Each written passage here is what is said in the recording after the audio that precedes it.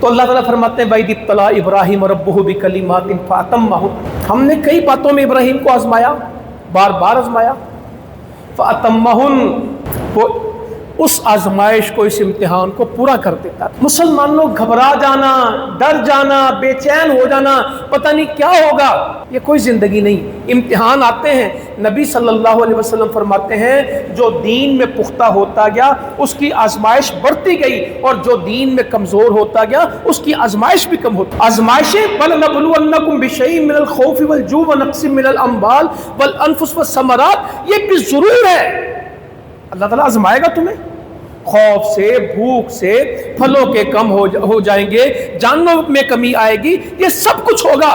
اللہ تعالیٰ سے عافیت مانگتے ہیں، مگر یہ زندگی آرام سکون کی نہیں ہے، یہ امتحان کی ہے۔ یہاں تو امتحان ہے، جب پاس ہو جائیں گے مزے ہو جائیں گے، اور مزے آخرت میں ہیں، دنیا میں تو گزارا ہے۔ ہم ہر وقت ہی جنگ لگی، پتہ نہیں کیا بنے گا، فلاں کیا ہوگا، اب کیا، او بھائی کچھ نہیں ہونے والا، توکل اللہ پہ۔ اور اللہ تعالیٰ مسلمانوں کو ضائع نہیں کرتا، اللہ تعالیٰ اپنے بندوں کا نقصان نہیں کرتا، آزماتا ہے، ضائع نہیں کرتا۔ اسماعیل علیہ السلام کے گلے تک چھری ضرور آتی ہے مگر بچا لیتا ہے۔ ابراہیم علیہ السلام آگ میں جاتے ضرور ہیں مگر واپس بھی آ جاتے ہیں۔ بیوی بچے کو اگر بے آباد علاقے میں چھوڑ دیا، پانی ختم ہو گیا، بچہ تڑپ گیا اور کچھ نہیں ملا، تو اللہ تعالیٰ نے نعمت بھی دی۔